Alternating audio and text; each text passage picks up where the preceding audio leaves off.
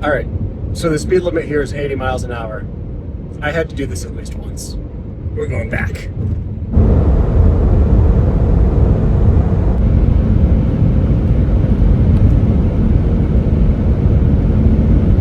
That was fun.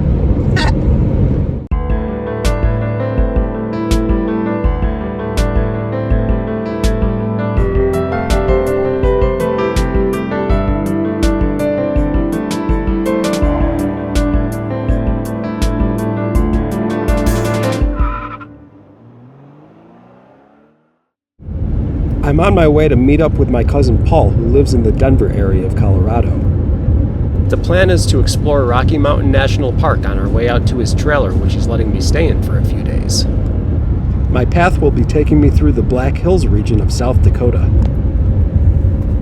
All right, now this next one wasn't really a stop that I had in mind for this trip, but it's right on my way to my cousin's house in Colorado, and plus it gives me a chance to drive through the Black Hills a little more. So let's go check out Mount Rushmore.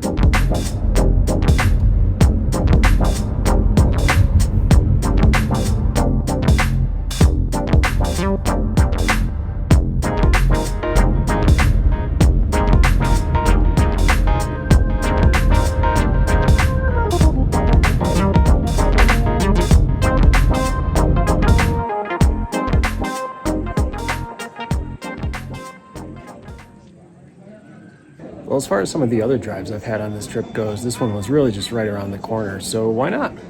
It's kind of cool. I might go see Crazy Horse too. I'm not sure how far that is out of my way. But yeah, this one was really just right along the way, so nice little stop.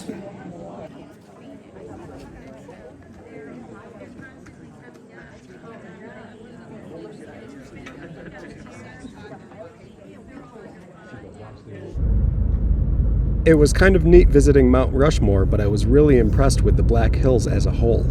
Driving through it was beautiful, and this was an area that I definitely would have liked to explore more if I had the time. The Crazy Horse Monument is just a ways down the road, and I decided to make a stop there as well.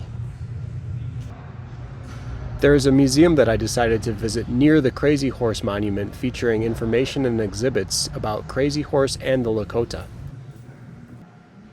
I wanted to record some of it, but eventually I just had to put the camera down and take everything in.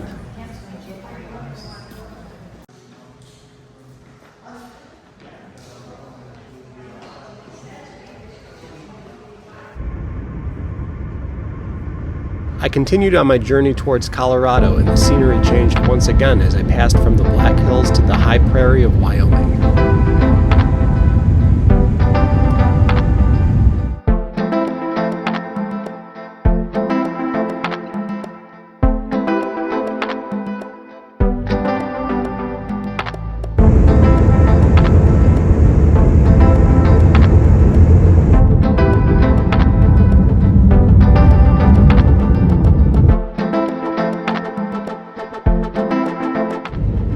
Alright, so I just got into the state of Colorado, and off to the right I'm starting to see some bigger mountains, so I think I'm right on the edge of the Rockies right now, which is really cool.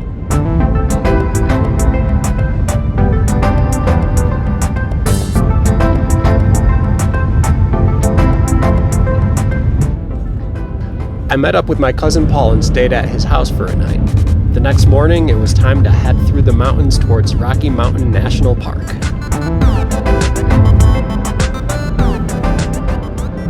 Alright, so I'm following my cousin Paul right now, and we are heading through the mountains into Rocky Mountain National Park. This is my first time ever in the Rockies, and the views already are insane.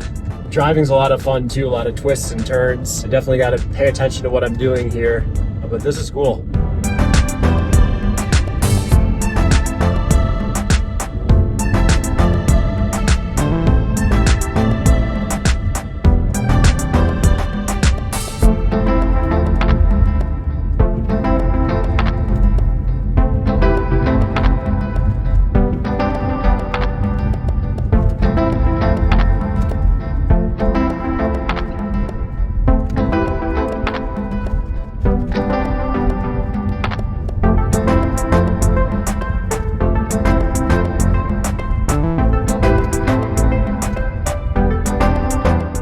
We just passed a sign that said elevation 9,253 feet.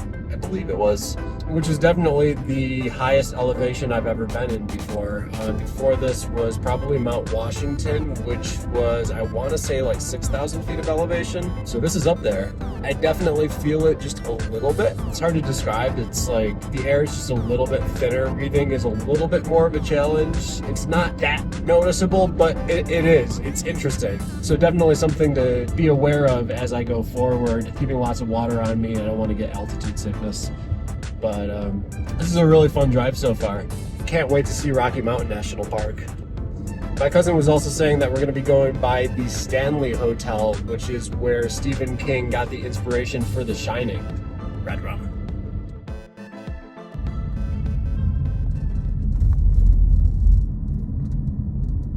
I wanted to get out of the car and take some pictures, but there was a $10 parking fee and it didn't seem worth it. Still, it was really fun just driving by and getting to see it.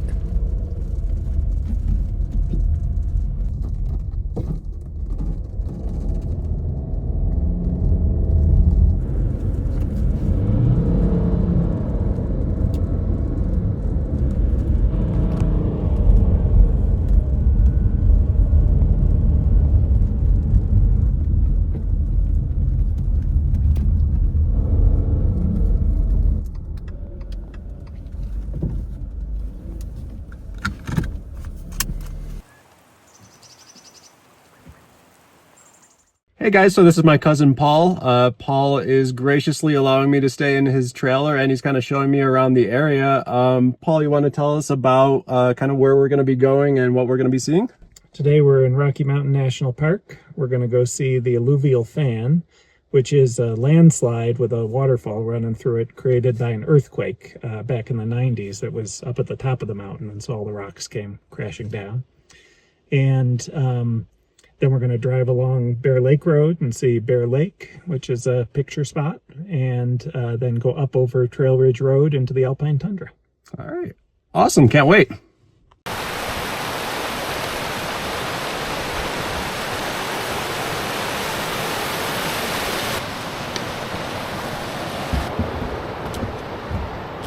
So you see the cuts through the trees up there, by the way? That's Trail Ridge Road. Oh. So that's where we're going, up those switchbacks. Okay. All right, so up along there is where we're going to be driving. That's going to be crazy. And then it loops around behind this mountain and sort of over the tundra from there. Woo.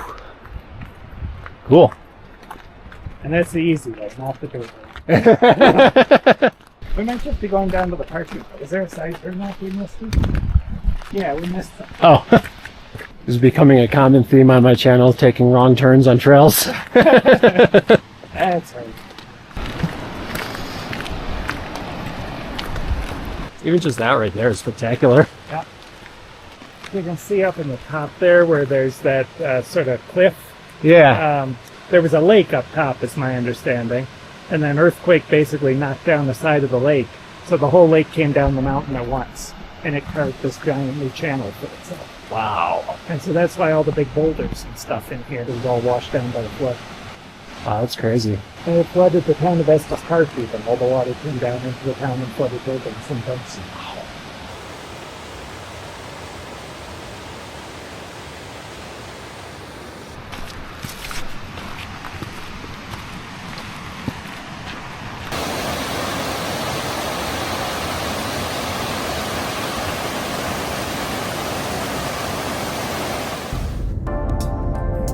We continued to make our way through the park as we followed Trail Ridge Road through a series of switchbacks and up to the Alpine Tundra.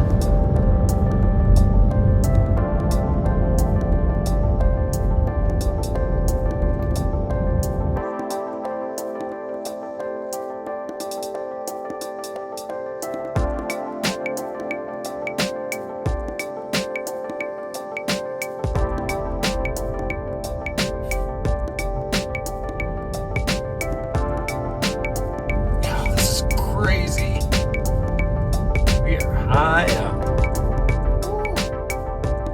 My ears just popped for like the third time now. Every once in a while I'll look off to the side and I get vertigo. I have to keep looking straight forward. So we're in the tundra now.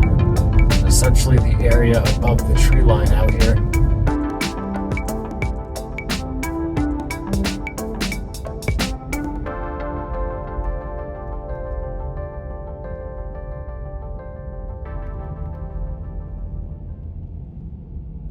The road through the tundra is lined with a series of poles on either side of it. Paul later explained that their purpose is to allow snowplow drivers to see where the road is in the winter. The poles were probably 10 feet tall or more. I asked Paul how high the snow usually goes up to on them, and he said most of the way.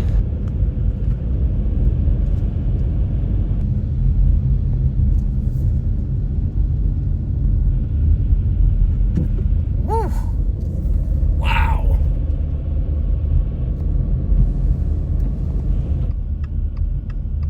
Up in the tundra, we stopped at one of the pull-offs and went for a short hike up along a trail.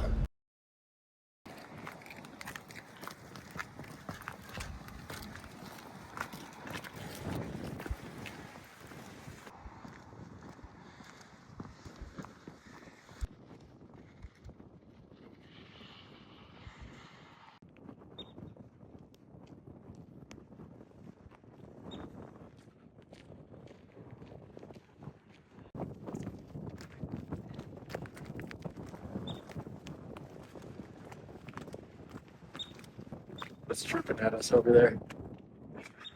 Crazy. It's a marmot, actually. Look on top of that rock. Wow.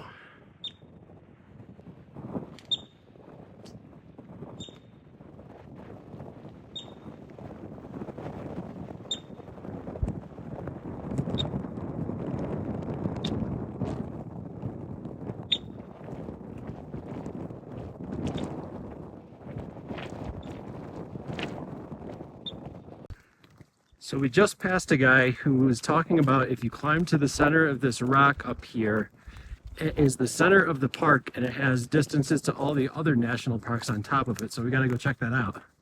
It's cool.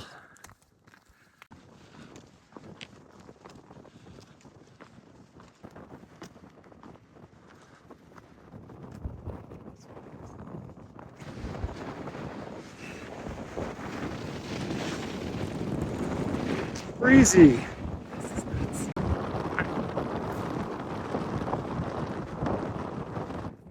Wind Cave 240. Acadia. Acadia 1950. It's closer to Mount Rainier than it is to Acadia.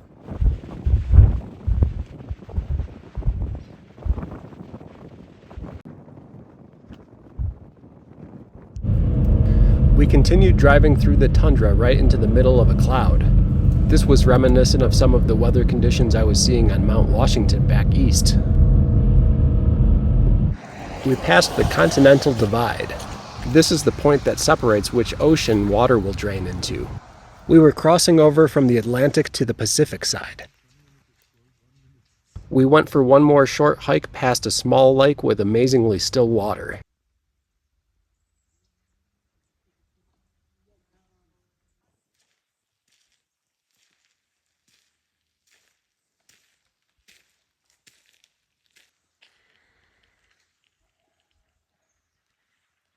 We also saw a few moose on the way out of the park.